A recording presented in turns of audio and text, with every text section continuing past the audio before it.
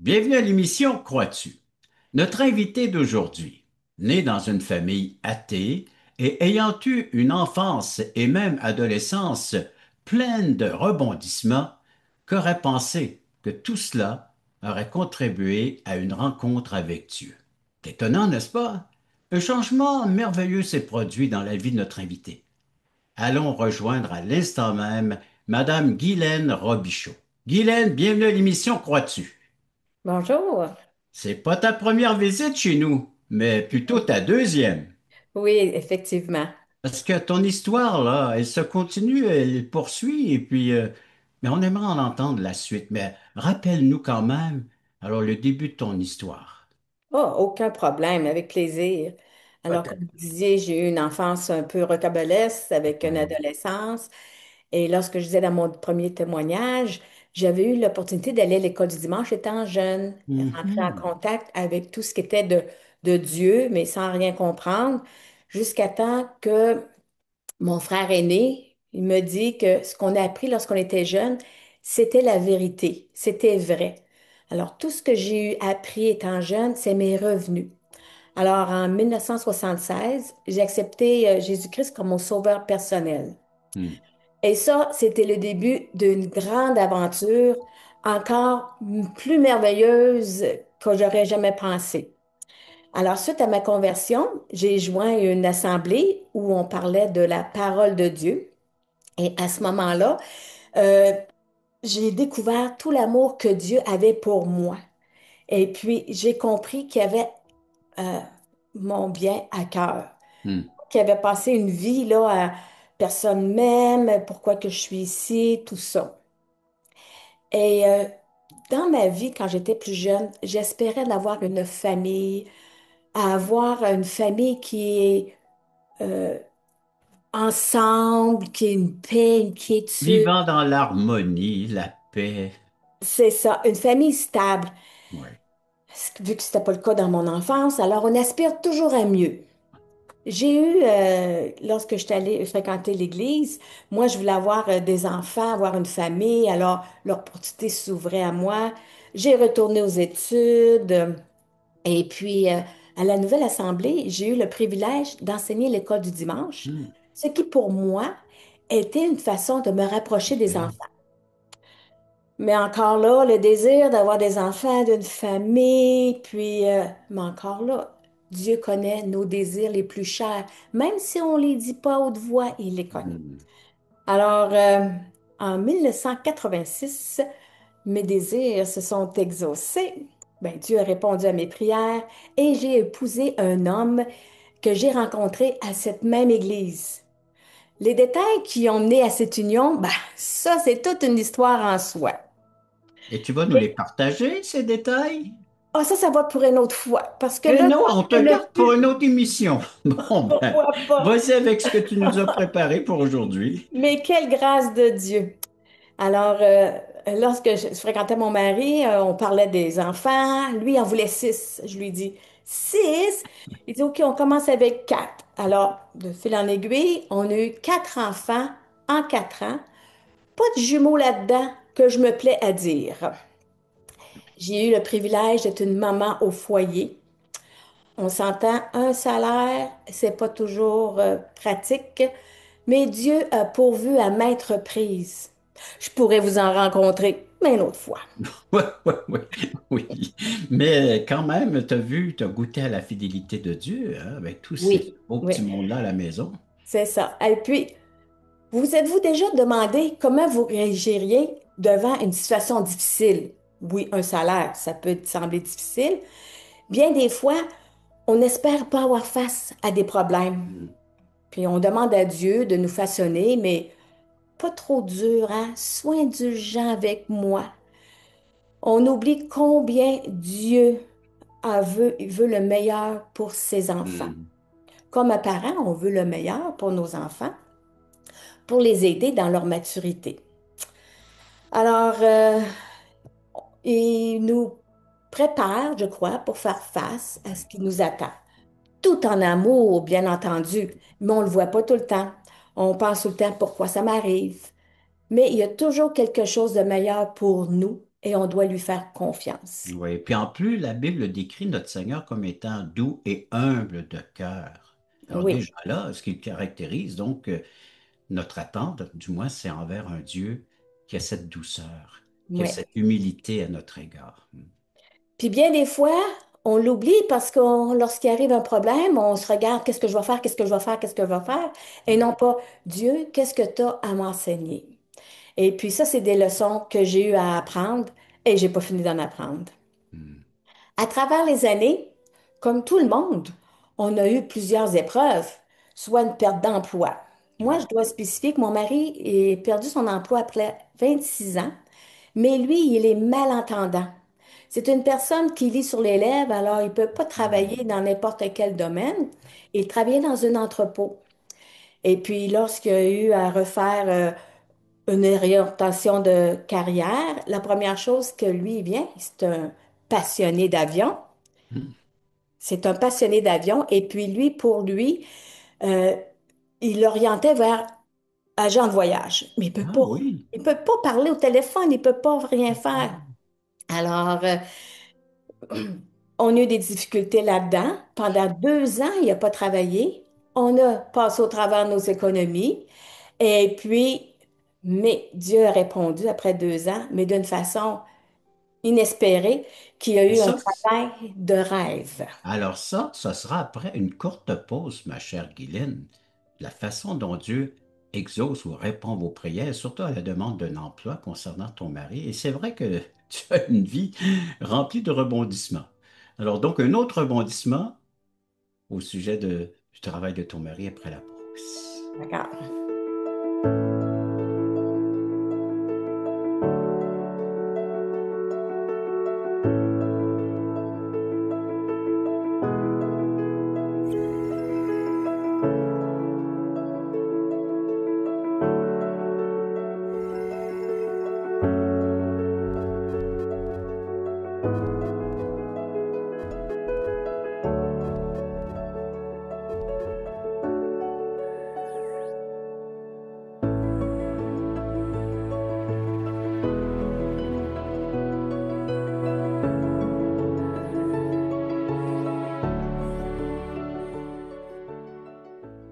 Guylaine, t'es rendue à l'histoire de ton mari qui se cherche un emploi.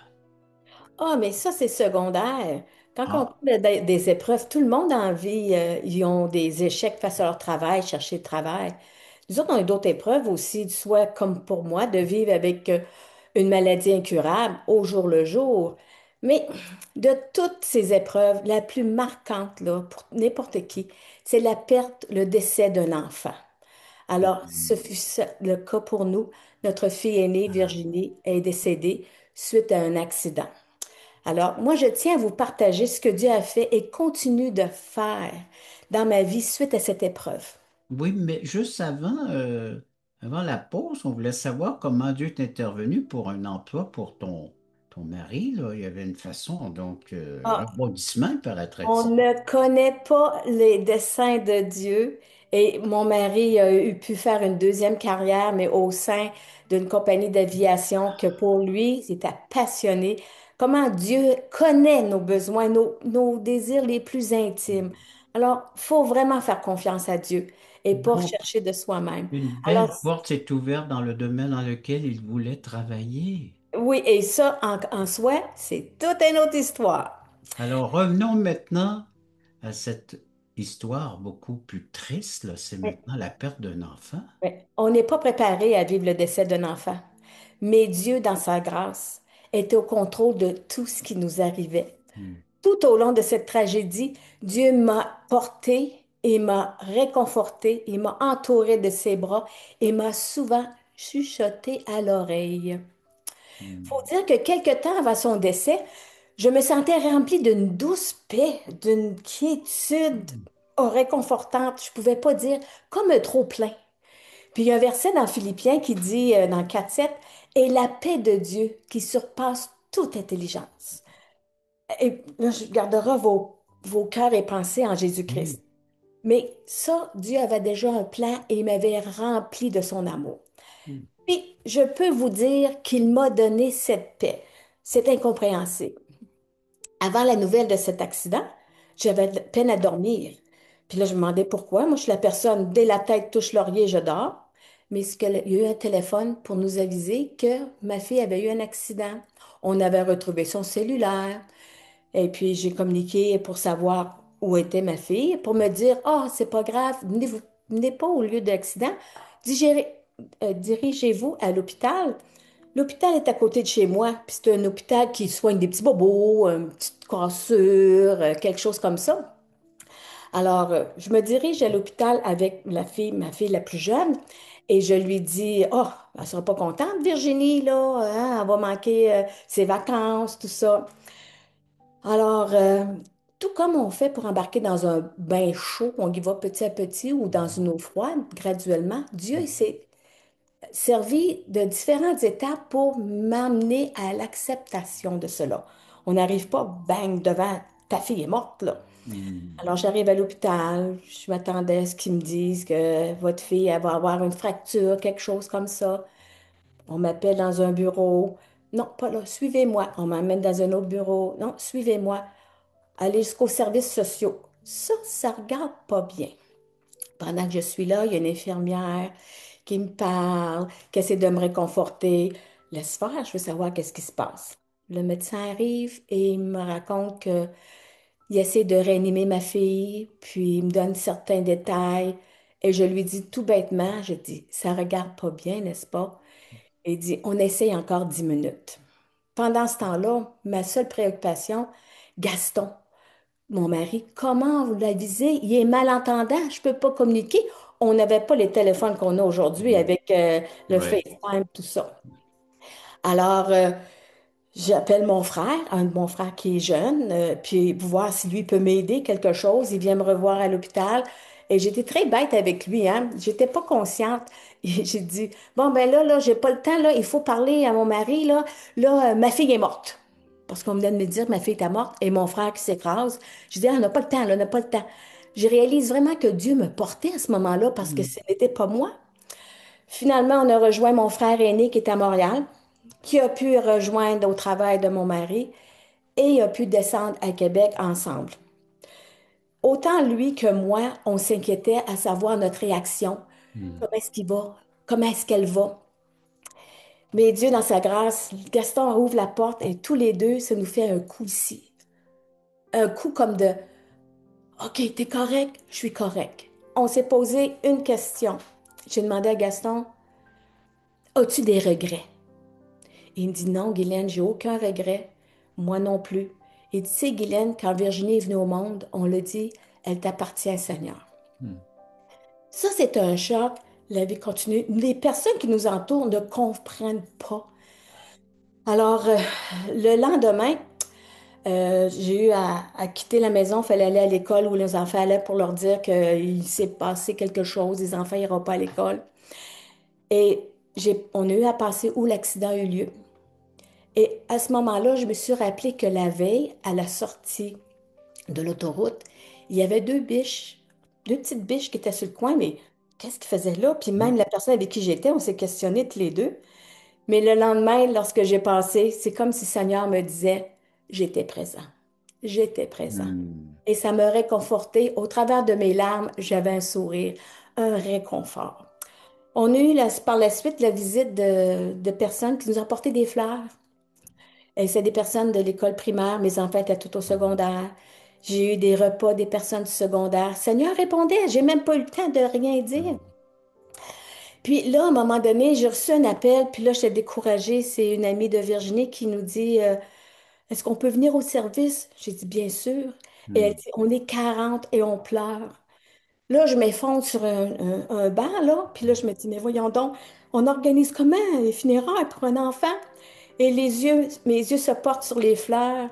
Il y avait 4 douzaines de roses. Et c'est comme si Dieu me disait, Guylaine, tu vas avoir 4 douzaines de roses et tu vas pouvoir offrir à chacune des personnes amies de Virginie une rose en souvenir. Hmm. Seigneur, il dictait pas Hmm. à pas. Ensuite, Guylaine, oui, donc le bon berger était là, près de toi, près de vous. Vous oui, portez sur ses épaules, c'est ce qu'on lit hein, dans Jean chapitre Dans Luc, c'est-à-dire chapitre 15, hein, il nous met sur ses épaules, puis il l'amène à la maison, cette brebis. Dans Jean 10, c'est le bon berger qui manifeste sa vie et puis sa relation avec sa brebis. Ma Oui, chère Guylaine, une oui, courte pause, une courte, très courte, et puis après ça, on revient avec la suite de ton histoire. d'accord. Vous rappelez-vous du temps où vous étiez dans ce monde totalement perdu, quand Dieu vous cherchait? Vous souvenez-vous de la joie ressentie au moment où vous êtes passé de l'ombre à la lumière, quand votre raison de vivre par l'amour de Dieu est devenue claire, est devenue claire? Allons, levons les yeux, montons sur la montagne pour conquérir. À la gloire de Dieu et au salut des âmes perdues, il est temps de célébrer notre foi.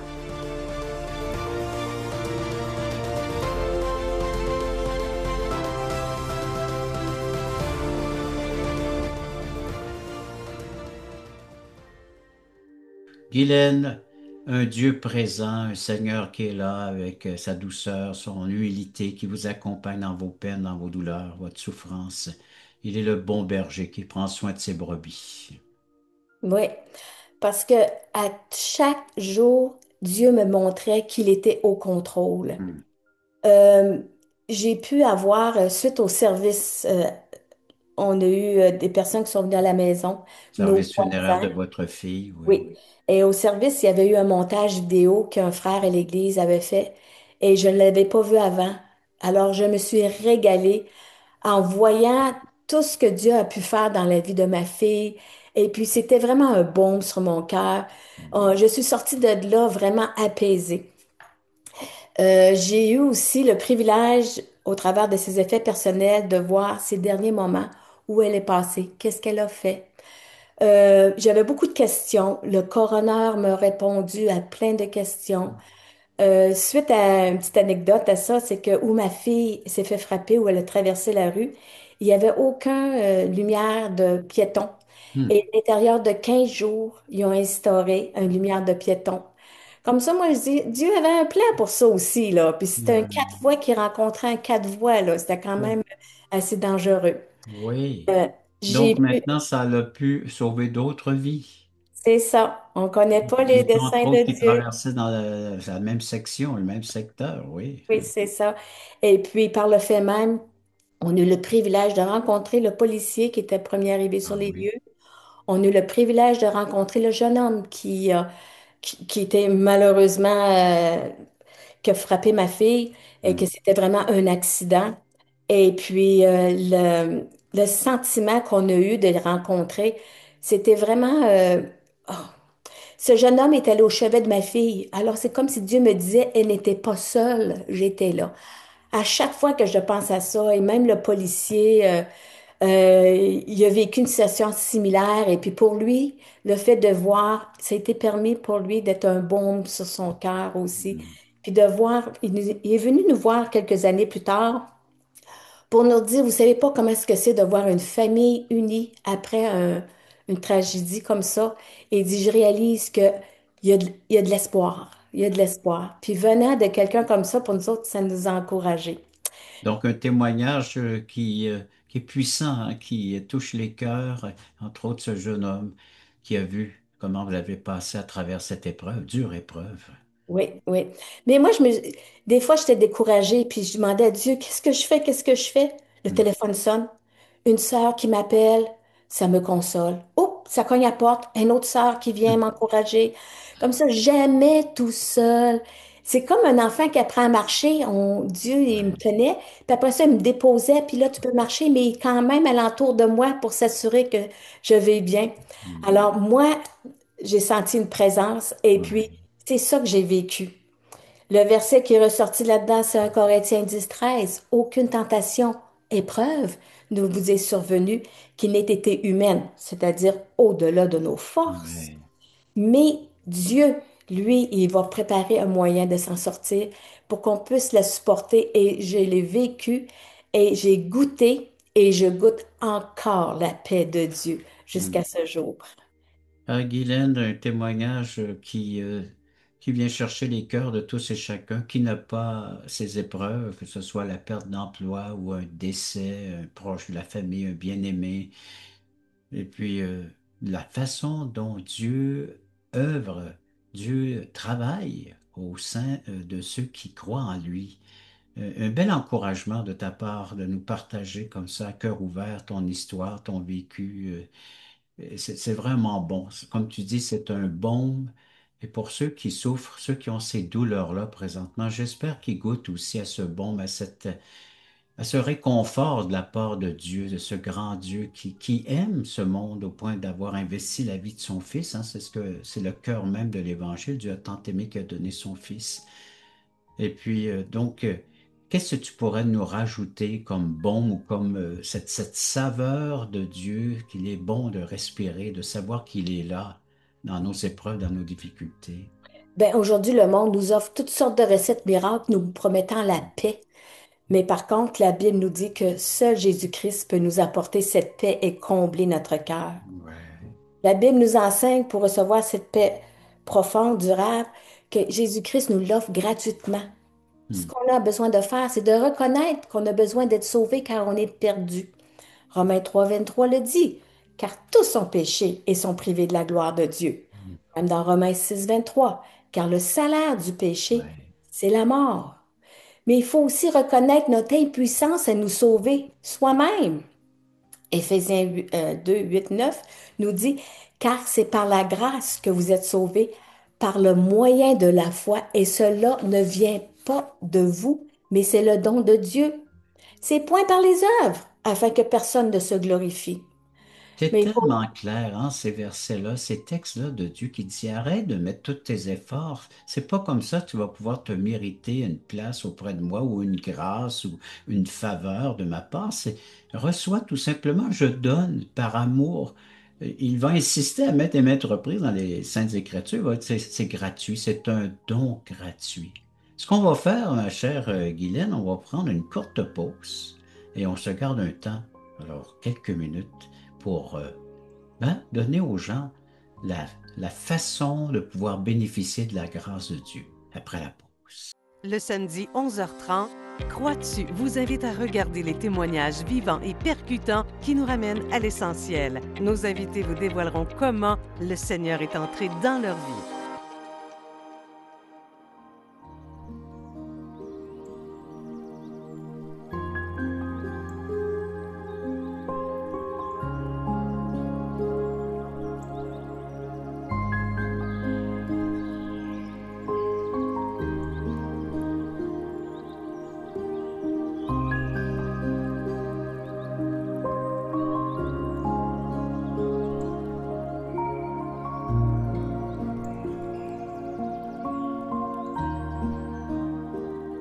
Alors, ma chère Guylaine, comment nos téléspectateurs peuvent profiter, bénéficier, oui, être des bénéficiaires de ce que Dieu offre présentement à tous et chacun? Oui. Ben, d'abord, se repentir de nos péchés avec un cœur sincère, pas juste la tête, là, avec le cœur. Dans Actes 3, 19, c'est repentez-vous donc, convertissez-vous pour que vos péchés soient effacés. C'est pas Donc, nous. deux verbes, repentir puis se convertir, c'est-à-dire donc de réaliser qu'on est des pécheurs, Oui. hein, qu'on a fait du mal envers notre prochain, mais surtout, on a offensé Dieu dans sa sainte loi, dans sa nature qui est même, qui est un Dieu saint, un Dieu pur, et se convertir, c'est-à-dire se tourner vers lui, hein, accepter ce qu'il nous offre. De Continue. recevoir Oui, Jésus-Christ dans notre vie. c'est le don, hein, Oui. c'est le don. C'est la seule solution prévue par Dieu Hmm. pour le salut de notre âme. Dans Jean 14, 6, Jésus dit, je suis le chemin, la vérité et la vie. Nul ne vient au Père que par moi. Alors, c'est ce que j'ai fait, v'là, 9 ans déjà. Ça me rajeunit pas, mais je suis jeune de cœur parce qu'avec Dieu, il n'y a pas d'âge. Oui. Et puis, c'est arrivé, ça fait 20 ans que cela est arrivé. Le temps passe, on n'oublie pas, mais la Hmm. paix de Dieu demeure. Et bien des fois, oui, on va lire notre parole, hein, puis la parole nous parle, parce que Dieu ne nous a pas laissés orphelins, il nous a laissé son Saint-Esprit, il nous a laissé sa parole, et il nous a laissé aussi les témoignages, parce que tous les jours, Dieu est vivant. C'est pas le Oui. passé, C'est Ça, le... c'est important de réaliser que notre Dieu n'est pas mort. Il n'est pas resté sur la croix, notre Seigneur Jésus-Christ, hein. Oui, il a été enseveli, mais le pouvoir de ressusciter, le retour à la vie, il est vivant. Puis la Bible nous dit qu'il est assis à la droite du Père, puis il intercède pour ceux qui placent leur foi en lui, et puis il communique avec nous. Alors par le Saint-Esprit, comme tu viens de nous dire, on est habité par lui, donc on n'est pas seul, on n'est jamais abandonné. Et c'est une promesse qu'il a faite, hein, je ne vous abandonnerai, je ne vous délaisserai jamais. Il est fidèle. Oui. Et quel privilège de pouvoir passer au travers des épreuves. Mais Hmm, je ne suis pas seule. Il est avec moi. Et ouais. puis, Dieu il m'a promis, hein, qu'il va toujours être mon guide. Et puis, je dois lui faire confiance. Je ne sais pas ce que la vie nous réserve, qu'est-ce qui va arriver demain, Hmm. après-demain, mais c'est pas à moi de me casser la tête là-dessus, parce que Dieu a répondu à tellement de mes prières et il continue à répondre. Et ton témoignage est une preuve flagrante comme quoi que Dieu est fidèle, que Dieu est un guide, pas seulement dans les bons, mais dans les mauvais moments aussi, que nous, on classe comme mauvais moments, et puis parce que c'est des moments où qu'on souffre énormément, mais il nous accompagne, il est habitué, il est nommé comme étant un homme habitué à la souffrance, c'est-à-dire c'est sa vie, c'est ce qui l'a caractérisé tout au long de sa vie sur la terre, donc il peut accompagner et comprendre ceux qui souffrent présentement. Mais Ma chère Guylaine, bien, je vais moi aussi m'adresser à nos téléspectateurs de façon donc un peu plus pointue, précise, parce que on veut les inviter à venir nous rejoindre sur la plateforme accroitu.ca. Alors, cette plateforme, ben, il y a des études bibliques à 19 heures les mardis, c'est au Québec, et au Nouveau-Brunswick, c'est à 20 heures. Et puis, le samedi à 9h30, il y a des témoignages comme celui que vous êtes en train d'écouter présentement.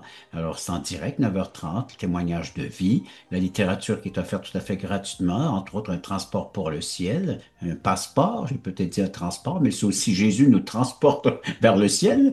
Mais le passeport, c'est notre Seigneur Jésus-Christ aussi, c'est lui seul qui est acceptable dans un lieu saint, un lieu pur. Donc, si notre vie est en lui, ou si sa vie est en nous, hein, vice-versa, alors on peut rentrer dans la présence de Dieu. Voilà, c'est tous des services gratuits. La ligne téléphonique, à l'instant, vous pouvez composer le numéro de téléphone. Alors, Guylaine, merci encore de ta participation à l'émission.